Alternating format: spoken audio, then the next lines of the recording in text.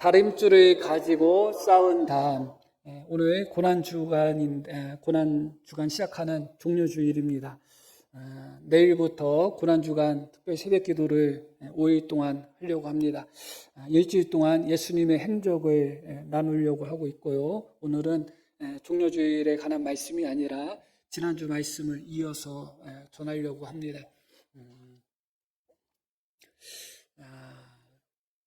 아모스 선지자가 세 가지 환상을 연속으로 보았는데 그 세 번째 환상이 오늘 읽으신 말씀에 나오고 있습니다. 한번 7절 말씀 한번 보겠습니다.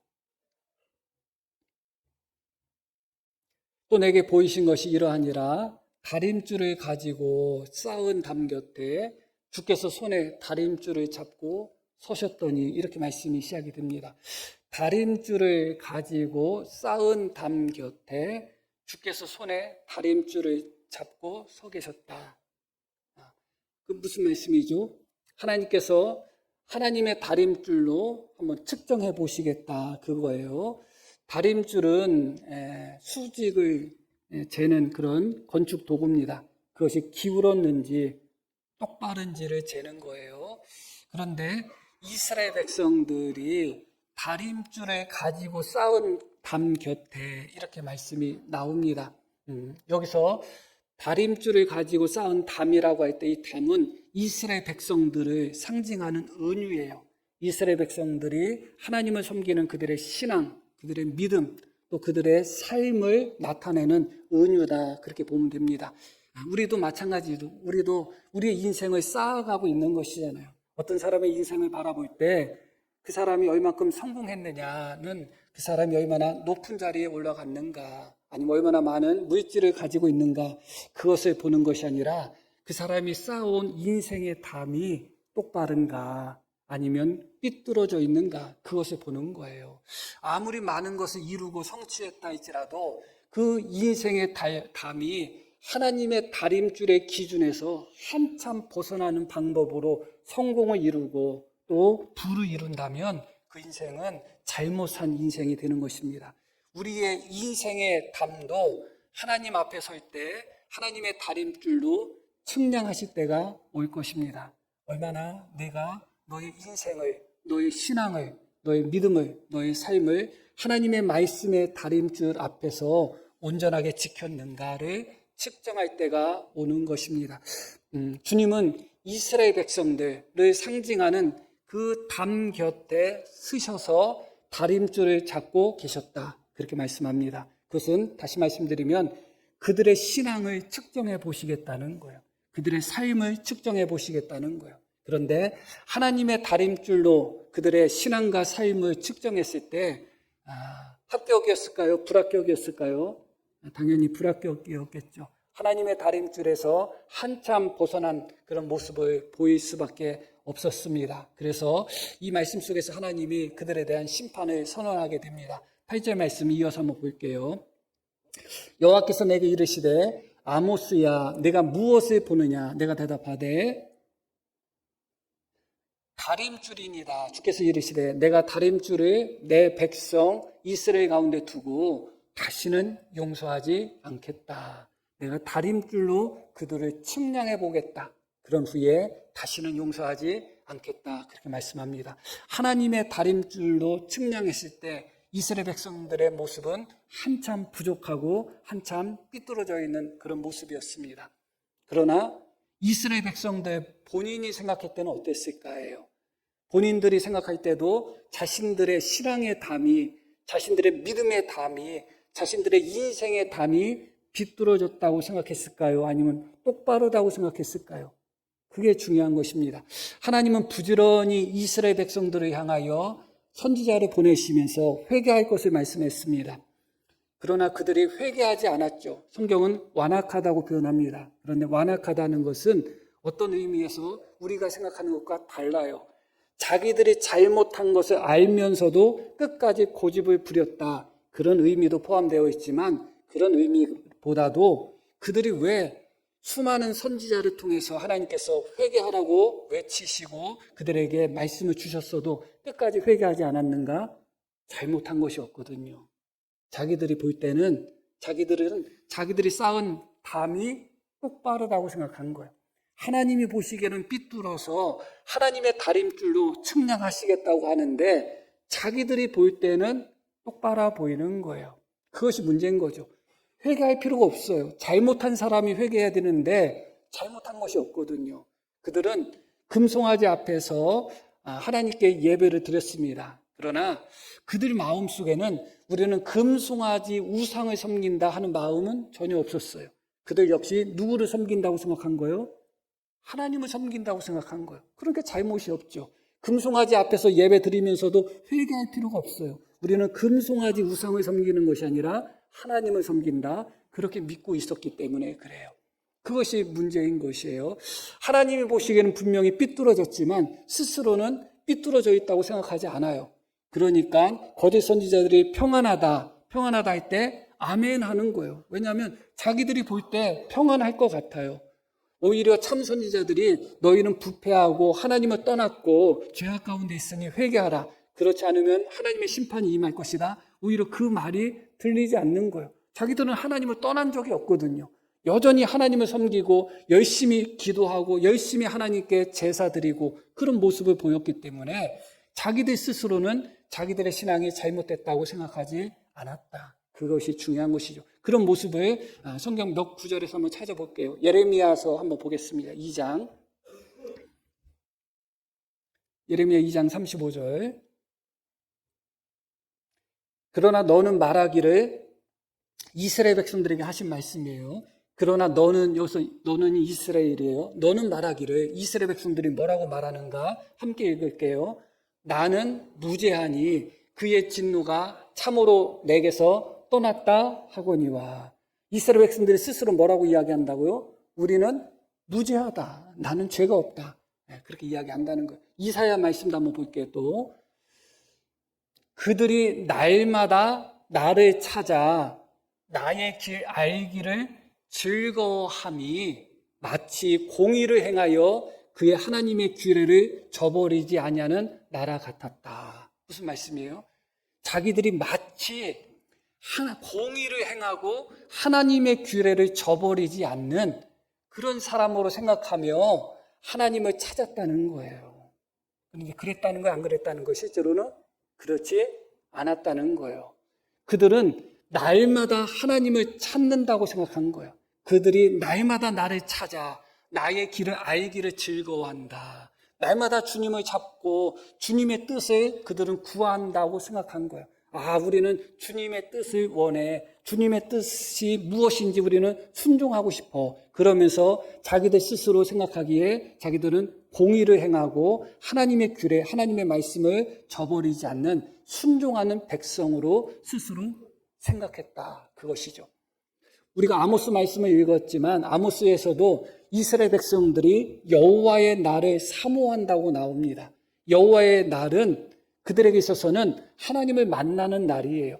하나님께서 심판하시는 날인데 왜 이스라엘 백성들이 여호와의 날을 사모했는가? 하나님 앞에 심판받을 것을 생각했다면 여호와의 날을 사모하지 않죠. 우리가 만약에 예수님의 재림을 사모한다고 할 때 아이고 나는 지금 이 순간 예수님이 재림하시면 천국 못 갈 것 같아. 그런 사람들이 예수님의 재림을 사모할까요? 안 할까요? 안 하죠. 예수님이 재림하시면 지옥 가는데 어떻게 사모하겠어요? 그런데 나는 지금 예수님이 재림하시면 천국 갈 거야. 그런 확신이 있는 사람들은 사모하겠어요? 안 하겠어요? 사모하죠. 왜 그들이 여호와의 날을 사모했을까요? 여호와의 날에 그들이 심판을 받을 거라고 생각했다면 사모할까요? 안 했겠죠. 여호와의 날에 구원받고 여호와의 날에 복을 받고 여호와의 날에 은혜 받는다고 생각한 거예요. 그 이야기는 무슨 얘기예요? 자기들이 하나님을 잘 믿고 있다고 생각했다는 거예요. 그게 아모스에 나오는 말씀이에요. 그것이 중요한 거예요. 그들 스스로는 그들의 담이 삐뚤다고 생각하지 않았어요. 하나님이 보시기에는 삐뚤인데 그들이 볼 때는 삐뚤지 않았다는 거예요. 다시 본문 말씀 7절 볼게요. 또 내게 보이신 것이 이러하니라.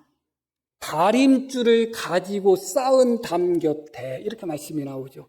그들이 쌓은 담은 어떤 담이라고요? 다림줄을 가지고 쌓은 담이에요. 그러니까 그들이 그 담을 그냥 쌓은 것이 아니에요. 다림줄이라는 특정 도구를 가지고 쌓은 거예요. 그런데도 불구하고 그들이 삐뚤다고 생각하지 않은 그런 생각을 한 이유는 무엇인가? 바로 이 다림줄 자체가 삐뚤어졌다는 거예요. 기준 자체가 삐뚤어져 있으니까 기준에 맞춰서 재면 삐뚤어졌는데도 똑바로 보이는 거예요.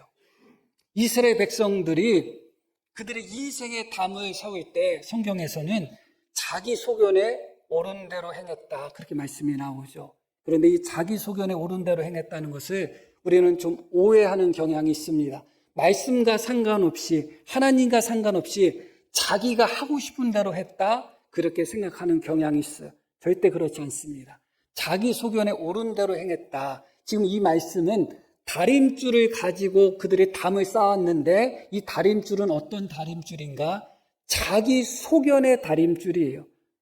자기 소견의 다림줄로 볼 때는 똑바른 거예요. 그런데 그 자기 소견이 우리가 생각하는 것처럼 말씀과 전혀 상관없고 하나님과 전혀 상관없는 내 순전한 내 생각, 내 인간적인 생각의 소견인가? 그렇지 않다, 그것입니다. 우리가 사사기 말씀을 한번 볼 필요가 있는데 특별하게 레위 사람이 자기 첩을 데리고 오다가 자기 첩이 강간에 당해서 죽은 모습을 보고 자기 첩을 12조각을 토막을 내서 이스라엘 12지파에 보낸 그런 기록이 사사기에 나옵니다. 왜 이 말씀을 보는가? 사사기에서 가장 중요하게 말씀하고 있는 그런 주제가 바로 자기 소견에 옳은 대로 행했다는 주제이기 때문에 이 부분을 한번 찾아볼 필요가 있습니다. 한번 사사기 20장 한번 볼게요. 내가 내 첩에, 여기서부터 이상하죠. 이 사람이 누구예요? 내가 라고 말한 사람은 레위 사람이에요. 그냥 일반 이스라엘 백성들도 아니고 레위 사람이에요. 내가 내 첩, 그러니까 레위 사람이 첩을 두고 사는 거예요. 지금 이미 삐뚤어졌죠. 내가 내 첩의 시체를 거두어 쪼개어 이스라엘 기업에 온 땅에 보냈다. 자기 레위 사람이 첩을 둔 것도 문제지만 그 첩이 죽었다고 해서 또 이 부분도 엄밀히 따지면 죽은 다음에 쪼갰는지 의식을 잃은 상태에서 죽기 전에 쪼갰는지 성경에서 문법적으로는 명확하지 않아요. 100번 양보해서 죽은 다음에 쪼갰다고 우리가 한다 할지라도 자기 첩, 자기 부인이 죽었다고 해서 누가 12조각을 내요. 있을 수 없는 짓이잖아요. 그런데 자기 첩이 죽었다고 해서 12조각을 내서 이스라엘 온 땅에 보냈다. 12지파에 보냈다는 거예요. 그러면서 뭐라고 이야기했냐? 자기가 왜 그렇게 했느냐? 이는 그들이 이스라엘 중에서 음행과 망령된 일을 행하였기 때문에 그렇다. 누가 그렇게 했다는 거예요? 기브아에 있는 불량배들이 그렇게 했다는 거예요. 그런데 진짜 지금 이 사람이 자기 부인의 자기 첩의 시체를 조각내서 보내면서 그 이유가 뭐냐? 그들이 이스라엘 중에서 하나님을 믿는 자들이 하나님의 다림줄, 하나님이 음행하지 말라, 망령된 일을 하지 말라고 하신 하나님의 다림줄 기준에서 벗어난 짓을 했다는 거예요. 그러면 지금 이 레위 사람은 자기 소견에 옳은 대로 한 것인데 자기 소견에 옳은 것이 하나님의 말씀 기준으로서 옳다고 생각하는 거예요. 내가 보기에는 이스라엘 백성들은 하나님을 믿는 사람들은 음행하면 안 돼. 망령된 짓 하면 안 돼. 그런데 그들이 나의 첩을 간음하고 행음했으니 그들이 음행한 짓을 했으니 그들을 심판해야 되겠다. 마치 하나님의 다림줄로 그들이 옳고 그름을 판단하는 것처럼 보이잖아요. 그런데 이것이 바로 자기 소견에 옳은 대로다, 그거예요. 성도님들은 나는 최소한 내 소견에 옳은 대로 행하지 않아, 그렇게 생각하시죠. 그러나 말씀을 내 입맛에 맞게끔 해석하고 내 입맛에 맞게끔 적용하면 그게 바로 자기 소견에 옳은 대로 행하는 거예요. 실제로 음행한 자는 누구예요? 실제로 망령된 자는 누구예요? 자기 자신이 첩을 두고 살았으니 음행한 자고, 자기 자신이 자기 첩의 시체를 12조각에 냈으니 자기가 망령된 짓을 한 자죠. 그런데 이 레위 사람은 자기가 지금 잘못했다고 생각해요? 안 해요? 안 해요. 자기는 똑바르다고 생각하는 거예요. 자기는 바르다고 생각하는 거예요. 그러니까 무서운 것이죠. 이 사람의 말을 듣고 이스라엘 12지파가 모입니다. 11지파가 모인 것이죠. 이어지는 말씀 13절에도 볼게요. 그들이 모여서 뭐라고 이야기하는가? 이스라엘 11지파, 베냐민 지파가 빠진 거예요. 기브아 사람이 바로 베냐민 지파에 속해 있는 사람이기 때문에 빠졌어요. 베냐민 지파. 그런데 이제 기브아 사람들, 곧 그 불량배들을 우리에게 넘겨주어서 우리가 그들을 죽여 이스라엘 중에서 악을 제거하여 버리게 하라. 왜 이스라엘 지파들이 왜 모인 거예요? 이스라엘 지파 중에서 악을 제거하기 위하여. 그 불량배들이 하나님의 다림줄에서 벗어난 짓을 했다는 거예요. 간음하지 말라고 했는데 간음을 했다는 거예요. 못된 짓을 했다는 거예요. 그렇기 때문에 그들을 죽여서 이스라엘 백성들 중에서 악을 제거하겠다. 그러면 이들이 모인 목적은 사사롭게 모인 거예요? 아니면 하나님의 영광을 위해서 모인 거예요? 하나님의 영광을 위해서 모인 거예요. 자기들은 지금 하나님을 믿는 이스라엘 백성들 중에 죄악을 제거하겠다는 거예요. 악을 제거하겠다는 거예요. 자기들은 지금 하나님의 말씀에 순종한다고 생각하고 있는 거예요. 기브아 사람들은 하나님의 다림줄에서 벗어났지만 그 사람들을 심판하기 위해 모인 우리는 하나님의 다림줄에 합당하다고 생각한 거죠. 그런데 어떤 결과가 빚어졌는가? 이스라엘 중에 악을 제거하겠다고 시작한 이 전쟁의 결과는 베냐민 지파 수만 명의 사람들을 남자뿐만 아니라 여자도 싹 죽이고 아이까지 싹 죽이고 싸우다가 도망한 베냐민 남자 600명만 남겨뒀어요. 그러면서도 그들은 자기들이 이스라엘 백성들 중에 악을 제거하는 거룩한 일을 했다고 생각한 거예요. 너무너무 끔찍한 일이 벌어져요. 잘못했으면 잘못한 사람만 징계하든지 그것도 자기들에게 권리는 없습니다. 그런데 베냐민 지파에 아무 상관없는 아이들, 여자까지 다 죽여버려요. 그리고 싸우다가 도망가는 베냐민 지파 사람들까지 다 쫓아가서 다 죽여버려요. 겨우겨우 600명만 피했고 그런 후에 그들의 성읍에 가서 다 불사지르고 다 약탈을 하고 있어요. 그러면서도 자기들은 하나님의 다림줄에 합당하다고 생각하는 거예요. 그랬더니 어떻게 된 거예요? 가만히 생각해 보니까 하나님께서 이스라엘 지파에게 12지파를 주셨는데 한 지파를 완전히 도륙낸 거예요. 600명밖에 남아있지 않아요. 그래도 소망은 있죠. 600명이 살아있으니까. 이들이 이제 뉘우칩니다. 그런데 문제가 생겼어요. 무엇이냐? 이들이 하나님께 맹세를 했어요. 어떤 맹세를 했냐? 베냐민 지파 그 인간들에게는 우리의 딸들을 시집 보내지 말자고 맹세한 거예요. 누구 앞에서 맹세한 거예요? 하나님 앞에서 맹세한 거예요. 그러면 남자 600명이 살아있으면 뭐예요? 부인이 없는데. 그러면 결국은 600명이 살아있어도 베냐민 지파는 어떻게 돼요? 다 멸절할 수밖에 없는 거예요. 이들은 지금 하나님 앞에 무엇을 했다고요? 맹세했다. 맹세한 맹세의 다림줄. 너의 맹세는 해로울지라도 지키라고 했기 때문에 맹세했기 때문에 우리의 딸들을 베냐민 지파 남자에게 시집 보내지 않겠다는 맹세를 했기 때문에 그 다림줄, 그것을 지키기 위해서 이들이 무엇을 했는가? 21장으로 넘어갈게요. 어떤 장면이 나오냐면 그들이 한 꾀를 냅니다. 그 꾀는 무엇이냐면 다 모이라고 했을 때 모이지 않은 족속들이 누구냐 했더니 야베스 족속 사람들이 모이지 않은 거예요. 그래서 어떤 일을 벌이는가? 그들의 맹세를 지키기 위해서 어떤 일을 벌이는가?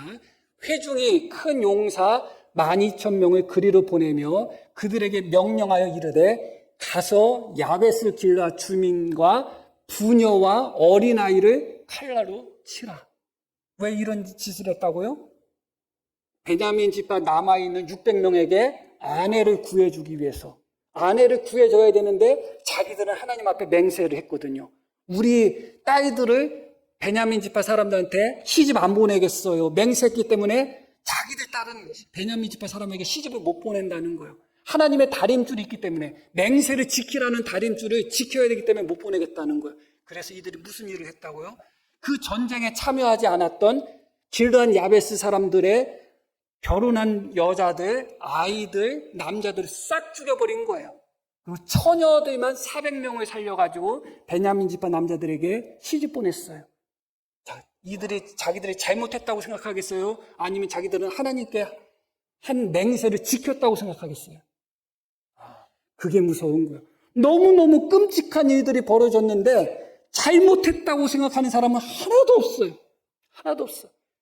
내 이 사람이 첩을 두고 살면서 그 첩이 가는하다가 병고를 당했다고 해서 12토막을 내고서 이스라엘 지파에 보내면서도 자기는 이스라엘 중에 음행한 일이 있고 망령된 일이 있어가지고 이 일을 심판하기 위해서 보냈다고 하는 거예요. 자기는 의로워요. 너무 정직한 거예요.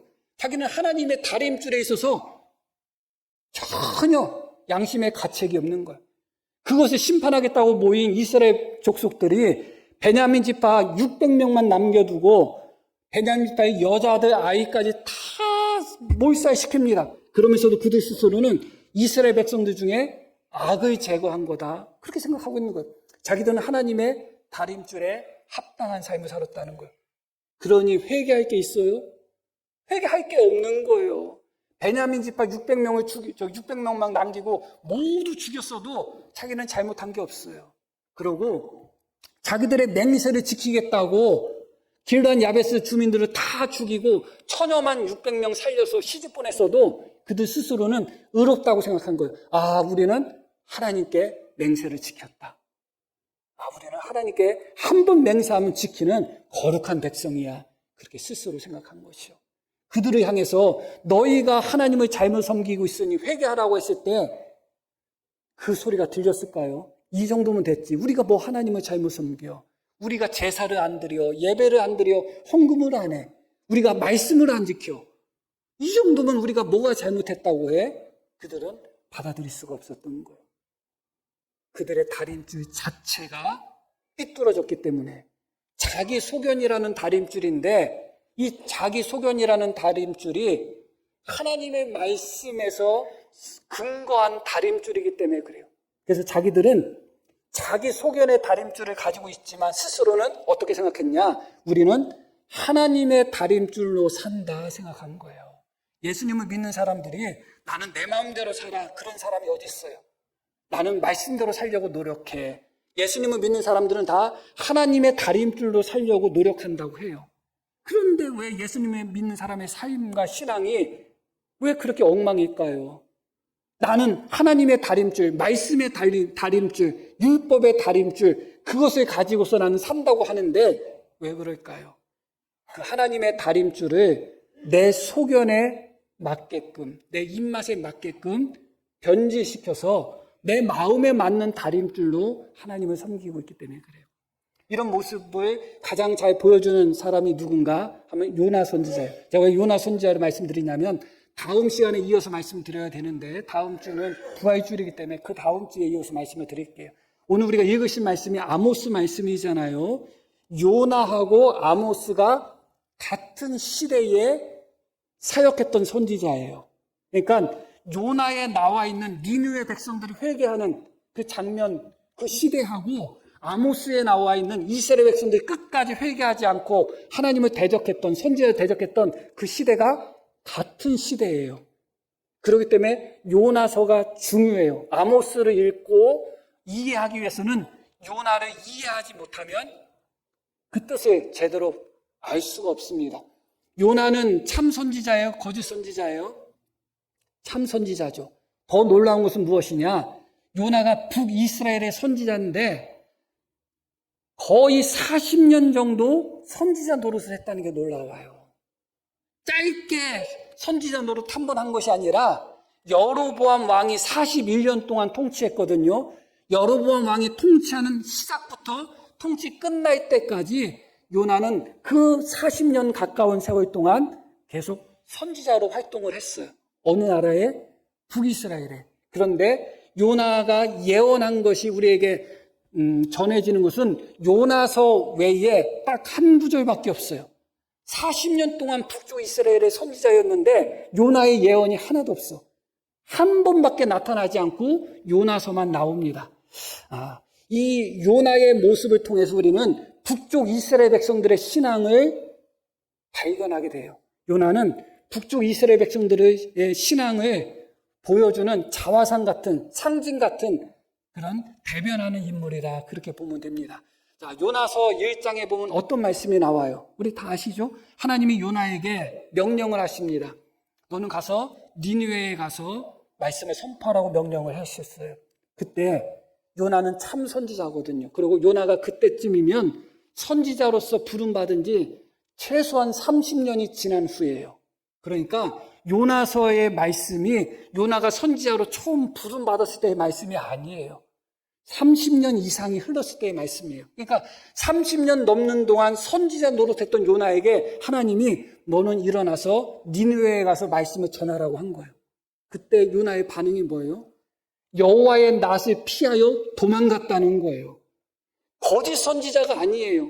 참 선지자인데 참 선지자가 여호와의 낯을 피하여 어떻게 했다? 도망갔다. 도저히 이해가 안 가죠. 자, 한번 볼게요. 요나 1장. 요나가 제비 뽑힌 다음에 요나의 대답이에요. 사람들이 너 누구냐? 왜 이런 일이 있느냐 했더니 뭐라고 이야기해요? 그가 대답하되 나는 히브리 사람이요. 바다와 육지를 지으신 하늘의 하나님 여호와를 경외하는 자다. 요나가 이때 당시에 최소한 선지자로서의 사역을 몇 년 동안 했다고요?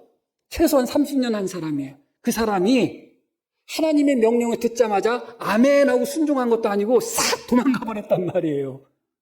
그래 놓고 왜 이런 풍랑이 생겼느냐 하고 요나한테 물어봤더니 나는 히브리 사람인데, 나는 이스라엘 사람인데 하늘의 하나님 여호와를 경외하고 있는 사람이다 그러는 거예요.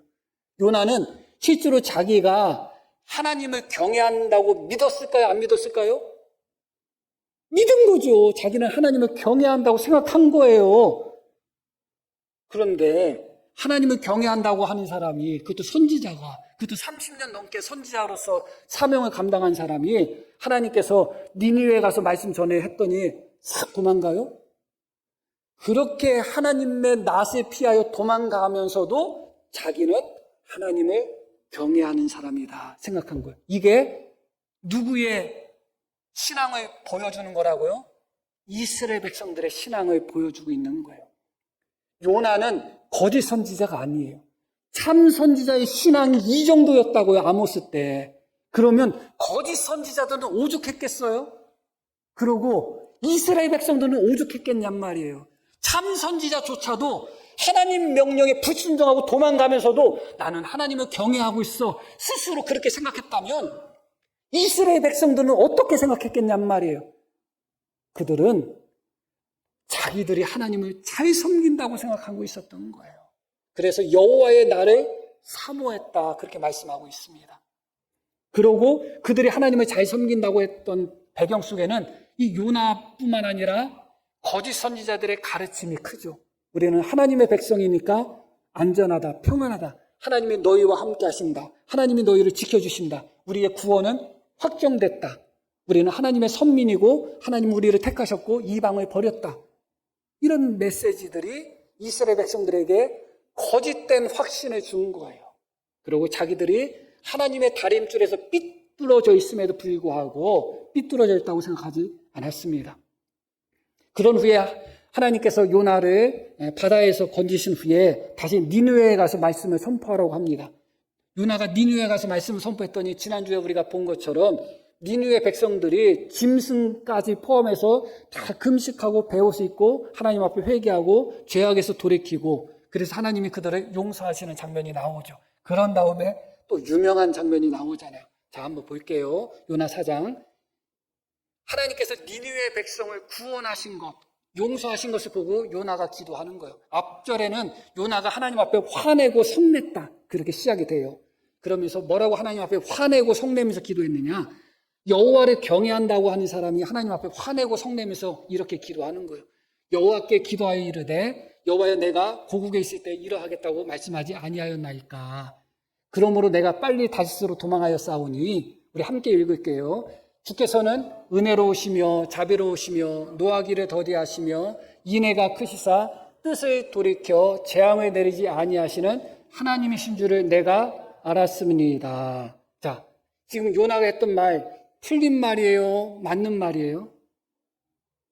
하나님에 대해서 맞는 거예요? 틀린 거예요? 하나님에 대해서 맞는 것 같기도 하고 틀린 것 같기도 하고 그렇죠. 맞죠? 그러나 맞는데 틀린 거예요. 맞는데 틀린 거예요.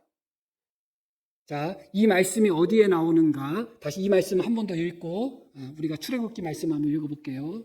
다시 함께 읽을게요. 주께서는 은혜로우시며 자비로우시며 노하기를 더디하시며 인애가 크시사 뜻을 돌이켜 재앙을 내리지 아니하시는 하나님이신 줄을 내가 알았습니다. 자, 한번 출애굽기 말씀 한번 볼게요.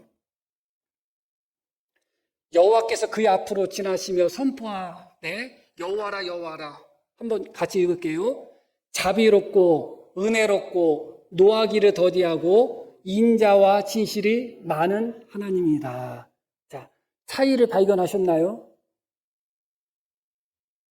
똑같죠. 순서만 바뀌었어요. 자비와 은혜 순서만 바뀌었고 네 가지가 다 나와요. 그런데 한 가지가 빠졌어요. 뭐가 빠졌냐? 진실이라는 것이 요나에게서는 빠졌어요. 이 진실은 그냥 성실하다, 진실하다 그런 의미가 아니라 진리라는 의미가 있어요. 그러니까 공의라는 의미가 포함되어 있어요. 자, 그 다음 절 한번 볼게요. 34장 6절이고 이건 7절이에요.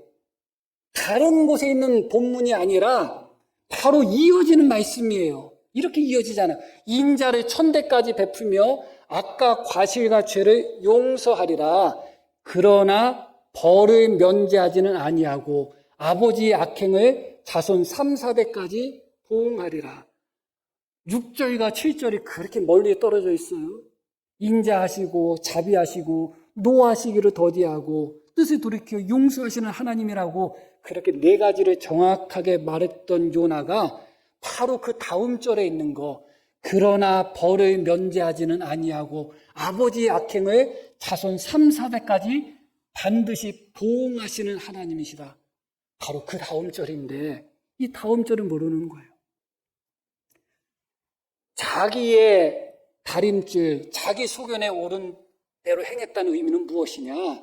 하나님의 말씀을 내 입맛에 맞게 선택하고 버리기도 하고 하나님의 말씀을 내 입맛에 맞게 때로는 좌로 치우치거나 때로는 우로 치우치거나 하는 거예요. 하나님의 말씀 가지고 사는 거예요. 요나도 지금 하나님 말씀 가지고 살고 있어요. 그런데 하나님은 인자하시고 자비롭고 노하기를 더디하셔서 뜻을 돌이키셔서 재앙을 내리지 않는 하나님이시다. 그것을 이스라엘 백성들이 믿었다고 생각해 보시기를 바랍니다. 선지자들은 무엇을 외쳤어요? 하나님이 너희를 심판할 것이다. 그렇게 외쳤습니다.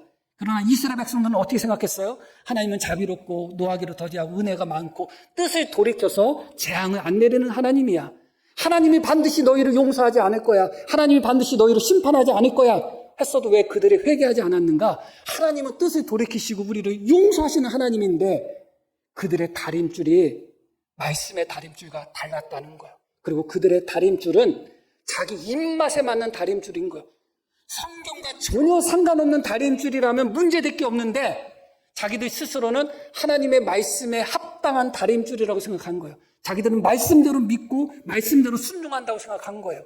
그러나 말씀대로 믿고 말씀대로 순종한다고 하지만 어떤 부분은 생략하고 어떤 부분은 강조해버리고 어떤 부분에는 눈 감아버리고 어떤 쪽으로는 좌로나 치우쳐버리고 어떤 쪽으로는 우로 치우쳐서 하나님의 말씀을 내 입맛에 맞는 것만 골라서 섭취한다면 그거 자체가 이미 왜곡된 다림줄인 거예요. 잘못된 다림줄인 거예요.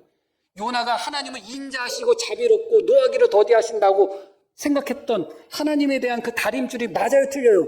맞아요. 그런데 완전히 맞기 위해서는 그러나 벌을 면제하지 아니하시는 하나님, 그들의 악행을 반드시 보응하는 하나님이라는 것까지도 함께 기억하고 믿었어야지 그 다림줄이 온전한 다림줄이 된 거예요.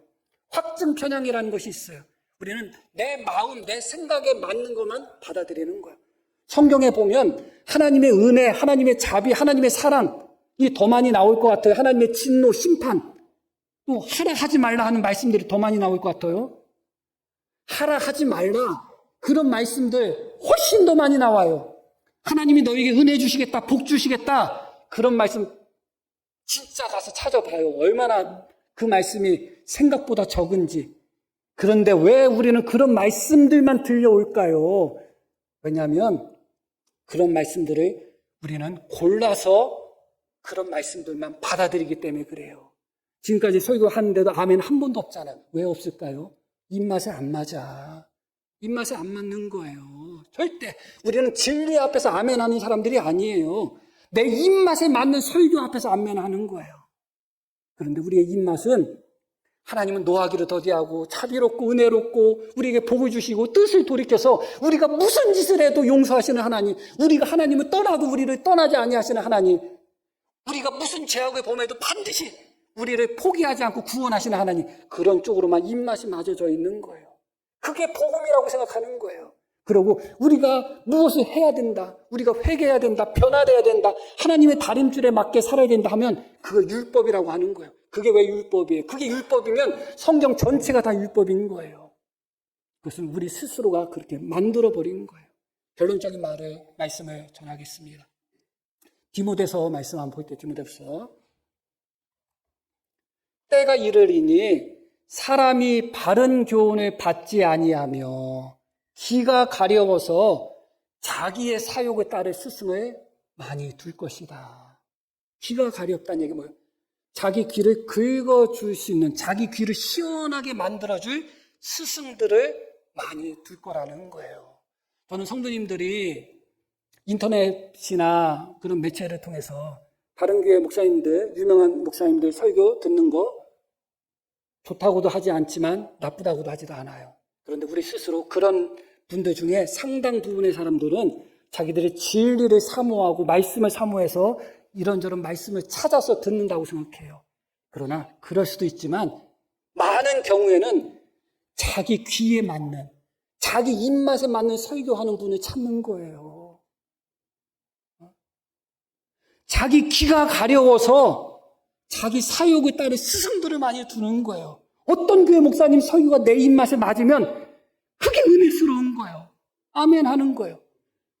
내가 삐뚤어져 있으면 똑바른 다림줄에 내가 서야 되는데 그게 고통스러운 거예요. 그래서 우리는 내가 삐뚤어진 것을 똑바른 것처럼 보여주는 삐뚤어진 다림줄을 찾는 거예요.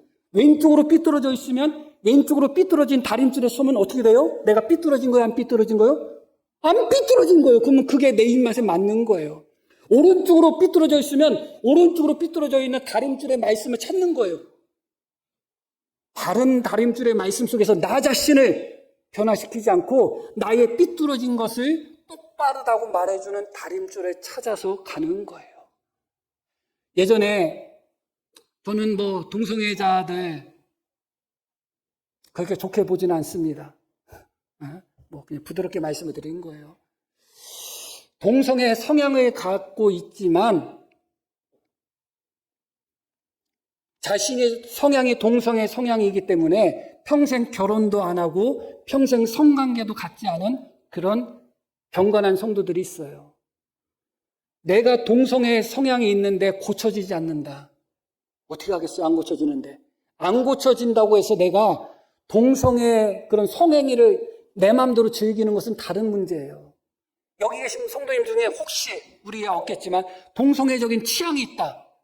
그러면 하나님 앞에 기도해도 고쳐지지 않았다. 그러면 어떻게 해야 돼요? 동성과의 성관계를 갖지 말아야죠. 평생 독신으로 살아야죠. 그게 믿음을 지키는 거잖아요. 그런데 어떤 동성애자가 이런 인터뷰를 하는 것을 봤어요. 사람들이 나한테 틀렸다 한다는 거예요. 너무 고통스럽다는 거예요. 동성애는 틀린 거야, 잘못한 거야. 그런데 어떤 목사님이 자기한테 너는 틀린 게 아니라 다른 거야 했다는 거예요. 그것이 크게 위로가 됐다는 거예요. 그때부터 내가 동성애 한 것이 틀린 게 아니라 다른 거구나. 그때 깨닫고 마음에 평안을 얻고 위로를 얻었다는 거예요. 아니잖아요. 틀린 거잖아요. 그런데 그 사람의 틀린 것을 너는 틀린 게 아니야, 다른 거야 하면서 삐뚤어진 다림줄 앞에 서니까 자기는 틀린 게 아니라 다른 게 되는 거예요.